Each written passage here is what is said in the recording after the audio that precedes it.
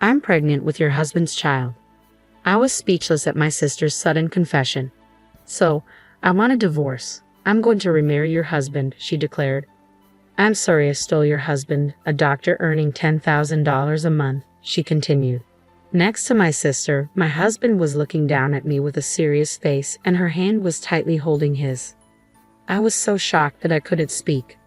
What's with that face? As usual, you're ugly. That's why your husband had a change of heart. From now on, you're going to live on your meager salary, my sister said with a loud laugh, making my heart feel cold. I'm the one who wants to say sorry, I thought, as they probably didn't know. I was laughing in my heart without telling them about my sister's terrible misunderstanding. My name is Jessica. I've been married to Brandon for 3 years. I met my husband at a university tennis club. Tennis was my only stress relief in my suffocating university life, which was full of studying. Since the club was a cheerful activity, I often sacrificed my study time to play. You have a nice form, he said. My husband, who was in a different faculty and didn't seem busy studying, always approached me when I visited the club. I played tennis until high school. I quit playing seriously because of an injury, but you're good at it. It's completely different from me, who is just playing for fun, he said. I can teach you. I think we're a great match, he added. I believed his words, which seemed like typical pickup lines from the bottom of my heart. In fact, I had never dated a man before and had hardly even had a proper conversation because I was always studying. I was completely taken in by my husband's positive attitude. I had no idea of the hard times awaiting me 5 years later. After graduating from university, we got married.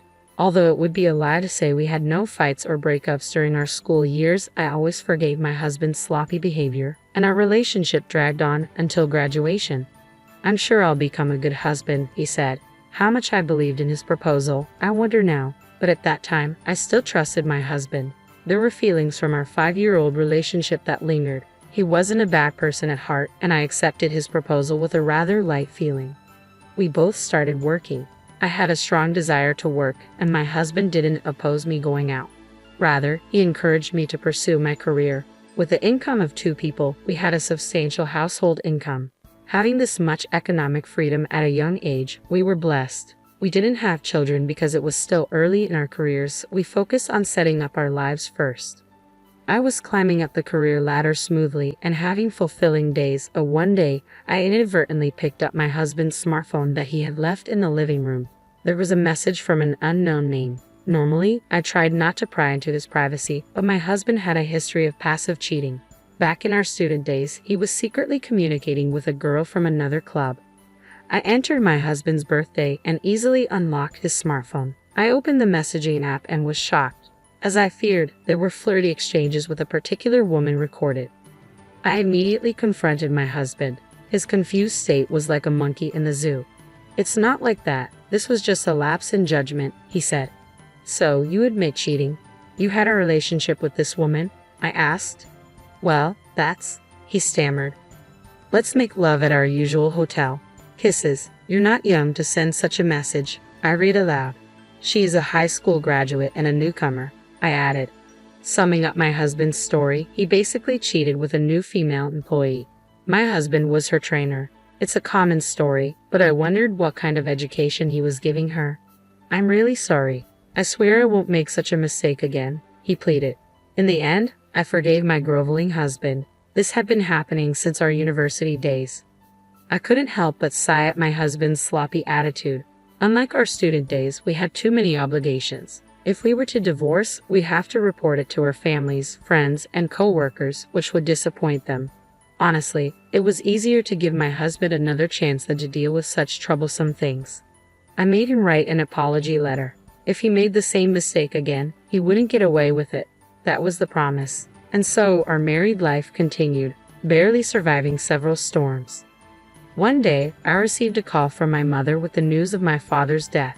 According to her, he had collapsed on the way home from drinking and was taken to the hospital. It appeared to be a stroke. His discovery was late and it was the middle of winter, so he unfortunately never came back to life. He was 60 years old, just before retirement. I took care of all the funeral arrangements. My mother cried all the time and wasn't in any condition to manage. With the support of relatives and a hollowed-out mother, I barely managed to complete the funeral proceedings. I felt sorry for the inconvenience to my workplace, but my colleagues and superiors never complained. I'll never forget their support. One issue was dealing with my sister. I have a sister 2 years older than me, named Anna. After graduating from high school, she left our parents' home, so I hadn't seen her for nearly 10 years. Her circumstances were problematic. My sister had always been a troublemaker, causing trouble for our parents. She had been involved with the police more than once or twice. Her relationships with men were particularly unrestrained, and she had been involved with multiple adult men since junior high school, some of whom were married. Because of her behavior, my parents scolded her all the time. Live a decent life, don't ruin your own life, they would advise, but it didn't resonate with her at all. Finally, it was discovered that she had secretly given money from our house to a male host, which led to a huge fight with both of our parents, especially our father. "Get out," my father declared, disowning her. It was not surprising that he excluded her from his inheritance. "I don't even think of you as my daughter anymore," my father declared. In response, my sister retorted and stormed out of the house. "Who would want to come back to such a poor and gloomy place?" she shouted as she left. True to her words, my sister never showed her face again until our father passed away. Even though I had to inform her of our father's death, my mom said, "There's no need for that." But I couldn't ignore my sister. Her cell phone number was still the same, so I sent her a short message informing her of our father's passing. There was no contact from my sister until just before the funeral. If she doesn't come, it's fine then, I thought. Just when I was beginning to believe she wouldn't show up, my sister finally arrived at the post-cremation meal. Her face, with makeup 3 times thicker than before, was a stark contrast to her appearance 10 years ago. "Huh, so you got married without updating our late father," she remarked, noticing that I had brought my husband. My husband, who had managed to attend the ceremony during a break from work, had been timid and meek until my sister showed up. He was not the type of person to handle ceremonial situations briskly. "Your husband isn't bad looking. Did you meet him at work?" my sister inquired. "We met through a club in college. Our workplaces are completely different," I replied. "Huh, you cooked a good one. You were always studying, right? Well, if you got a man with a decent education, that's good. You don't seem to be struggling with money. Since one of us is a doctor, the salary is decent. We both work, but more importantly, you should properly greet our father," I said, trying to steer the conversation back to the matter at hand. "A doctor?" My sister's eyes seemed to plot something, and she may have even licked her lips. My husband, subjected to her snake-like gaze, was simply flustered. We disbanded that day, and my sister, who said she would contact me soon, never did. She didn't contribute any condolence money, and I had no intention of following up on my mother's lament. Things started to get strange about 6 months later. Although the sadness of losing my father had not yet healed, I had almost completely forgotten about the days of the funeral and my sister. But it seemed my sister remembered well about my husband Brandon. After work, I saw a familiar figure near the station. The navy suit was the one I had just cleaned for him yesterday. What surprised me was the sight of the woman next to him. They were holding hands, looking friendly. Again, my husband's bad habits. As the flames of anger flared up, I realized my husband's crime was not just that. This time, I was more taken aback than angry. Next to my husband, flaunting her mini-skirt, was my sister Anna, holding his hand. My husband was cheating with my own sister. I blurted it out involuntarily, then decided to follow them. If this is truly an affair, I will not forgive my husband this time. I've been tormented by my husband's womanizing many times, but if it's with my own sister, it's beyond a joke. Moreover, the occasion where they met face to face was at my dad's funeral. I'll definitely catch them in the act. I grit my teeth and focused on not losing sight of them. As expected, they headed towards the hotel district. It was still daytime. My husband was supposed to be at work. I wondered what kind of excuse he used to leave the office. They walked past numerous hotels, glued even closer together. At one of the hotels where they finally stopped, they started kissing. Disgusting. This was the first time I had witnessed my husband's infidelity. Then they went into the hotel in front of them. I called my husband's smartphone after letting the two of them off the hook for a while, holding back my nausea. After an irritating wait, my husband finally picked up the phone. "What is it? I'm working. There's something I really need to check with you." "Who are you with right now?" "Who?" "You know, of course, I'm with my colleagues and boss. We have an important meeting coming up." Oh, so you have important meetings at the Love Hotel Jewelry Resort? Quite a flippant name, isn't it? How do you? I also know that my sister is with you. You're the one who needs to explain. Just wait there with my sister. After I had my ace up my sleeve, Brandon's voice seemed muffled and raspy. Finally, after checking with my sister, he informed me of the room number. All right, I said, bracing myself and storming into the hotel. I explained the situation to the receptionist and paid for another room. After all the humiliation he has put me through, I won't show any mercy to my husband. When I opened the door to room 402, my husband was waiting there with a pale face. He was already dressed in a gown, having taken off his suit. My sister wore the same gown and had a mocking expression on her face.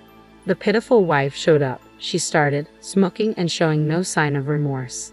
On the contrary, she seemed to be enjoying the situation just like half a year ago. Her makeup was heavily plastered like paint. First, I confronted my sister, who was making a creepy face. Anna, what are you thinking? You knew he's my husband and you laid your hands on him, didn't you? Well, it's frustrating. After being kicked out of the house, I've had a really hard time. I was even abandoned by the hosts I was sponsoring. I didn't have a single thing going well for me. Despite all that, you live a happy married life. You left home because of your selfishness, right? You troubled your parents till the end. And now you will try to ruin my family too. The chaos had been there from the start. I heard from Brandon how pitiful it is because you always say harsh things. He doesn't even have a moment of peace at home. That's why I've been comforting him. Don't say whatever you want. This is a problem within our family. So you're just not satisfying your husband, are you? A boring woman like you. I'm different in that respect. I'm satisfying him. That's why we've been going out for half a year now. You're lying. It's been since right after my father's funeral. Understand me, Jessica. I was at my limit too. You were always nagging me, and there was hardly any marital affection. We haven't even been intimate for over a year now, Brandon said, exposing our marital issues in front of my sister. Embarrassed to the point of tears, I shot back, the reason we couldn't stay as a couple was because of your womanizing. Have you forgotten your promise that you would never cheat again? And on top of that, how come it's with my sister? Besides, right after my father's funeral. Hey, stop belittling Brandon. He's not yours anymore, right, Brandon? My sister interjected, whispering something to him. He lifted his head, which had been lowered, and turned to me with determination. Now I was the one taken aback. Jessica, please divorce me. We're having a baby. What? You heard it. I'm pregnant now. Of course, the father is Brandon. We've been making love almost every week since then, and this belly is the fruit of that, my sister said, lovingly stroking her belly. I was left speechless. This was no accident, but a deliberate act. From the start, my sister intended to steal my husband, and my husband also intended to end our marriage. That's why they didn't use contraception. They went out of their way to show me the baby in her belly. Too bad. You don't stand a chance. He's mine now. He's leaving you and marrying me, right, Brandon? Yeah, let's be happy together. No, the three of us with our baby. I will do my best. You've been dumped. Truly, my condolences. There goes your elegant lifestyle. From now on, that will be mine. My sister laughed. After her laughter echoed, I left the hotel room. To be honest, I don't remember how I made it home. I vomited 3 times in the toilet. As I rushed up my stomach acid, I couldn't stop crying. I was more upset about being betrayed than about losing my husband. My husband and sister trampled on my humanity. Moreover, they made use of the baby. I cried all night and greeted the morning with a drained body. From that day on, my husband did not come home. There was no doubt that he had moved in with my sister. Soon, he would probably come to pack up his things and bring divorce papers, along with the wedding ring we chose together 5 years ago. It was the worst day of my life. Nevertheless, I couldn't afford to take a day off from work. There were people who depended on me. Above all, now only my work was my anchor. Holding back nausea and tears, I gritted my teeth and headed to the workplace. A week later, while I was working as usual, my husband and sister showed up in front of me. I wasn't very surprised, but the two of them seemed quite shocked. My sister, sitting in a chair for patients and holding her belly, stared at me in astonishment as I stood there in my white coat. "Why are you here?" she asked. "Because this is the obstetrics and gynecology department, and I am on duty today. The doctor who usually examines you is off due to some circumstances." "You are a doctor? But why?" Brandon was supposed to be the doctor, my sister said, looking puzzled as she glanced between my husband and me. I found it funny and explained, "You must have misunderstood, sister. I am the one who is a doctor. I worked hard to get into medical school." But at the funeral, Brandon said he was a doctor. "You got yourself a highly educated husband," she replied. "I only said that if one person is a doctor, the salary will be decent. You misunderstood that." But Brandon said he was a doctor, she insisted. As my sister's gaze pierced my husband, who seemed to have come along as an escort, turned pale and began to stammer clumsy excuses like a fish washed up on the beach. "No, I was actually thinking of talking to you seriously, but then you mentioned getting pregnant. So you lied about being a doctor just to impress my sister and sleep with her. How pathetic. You're a low-paid salesman," I said. "Well, that's..." "What do you mean, low-paid? What about $1 million a month? We've already started looking at luxury apartments and even contacted a car dealer to get a car. I've already maxed out my credit card on designer bags and shoes," my sister interjected. "Why would you waste money like that? And why is Jessica even at this hospital? She's supposed to be working at a different hospital." "That's why I brought her here," my husband said, bewildered. "When I took time off for my father's funeral, the doctor from this hospital helped me out multiple times.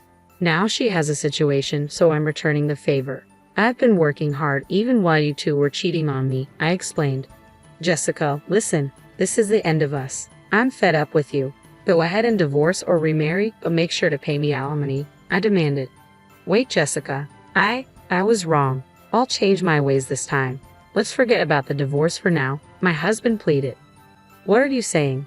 Remember when you cheated with that girl from your office? You promised me that if it happened again, you pay whatever amount of alimony I demanded," I reminded him, showing the written pledge I had taken a picture with my smartphone, complete with his signature and thumbprint. My husband let out a silent scream. "At least 5 million yen. No, considering it was right after my father's funeral, I could even add a bit more. I'll contact a good lawyer. You two can wait and tremble," I said firmly. "Wait, does that mean I have to pay alimony too? Are you going to demand it from me?" my sister asked, panicking. "Of course, that's what it means to steal your sister's husband. Don't worry, I'll give you a grace period until the baby is born. That's my moral obligation as an obstetrician. But make sure you pay up after the baby is born. I'll have you give up all your designer bags and shoes, and I'll add the funeral offering for my father. You'll apologize on your knees in front of his grave," I declared. I glared at my sister and walked away to start the regular examination. As soon as I instructed her to get on the bed, my sister fled the examination room. Perhaps afraid of me wearing rubber gloves, my husband, who remained, seemed to want to say something, but he meekly retreated under the cold stares of the nurses. Thinking that I wouldn't have to see his face anymore, I felt truly liberated. Another half a year later, it seems my sister had a baby safely at a different obstetrics and gynecology clinic. Regardless of what my sister had done, the newborn baby was innocent. Knowing it was a healthy baby girl, I felt relieved deep down. But as for my sister herself, it's a different story. I don't feel a shred of pity for her. As I declared after the baby was born, I sent my sister a letter demanding alimony. The total was 5.3 million yen. Of course, 300,000 yen was for the condolence money for my father's funeral. I planned to deliver it to my mother. As for my husband, no, my ex-husband, life seems to be quite tough with the alimony he owes me. His workplace, due to the rumors of his affair, had no choice but to let him resign. It seems difficult for him to get rehired as a full-time employee. I heard he's juggling temp jobs now. As for who spread the rumors of the affair at his former workplace, I think it's best left unsaid. Furthermore, through the grapevine, I heard he hasn't gotten over his womanizing ways. He seems to be injuring my sister by hitting on any woman close at hand. At this rate, they seem like a suitable couple, and I feel truly refreshed being able to break up with my ex-husband. Now I'm dedicating myself to my work as an obstetrician. Today, 2 mothers to be with big bellies are waiting for my help.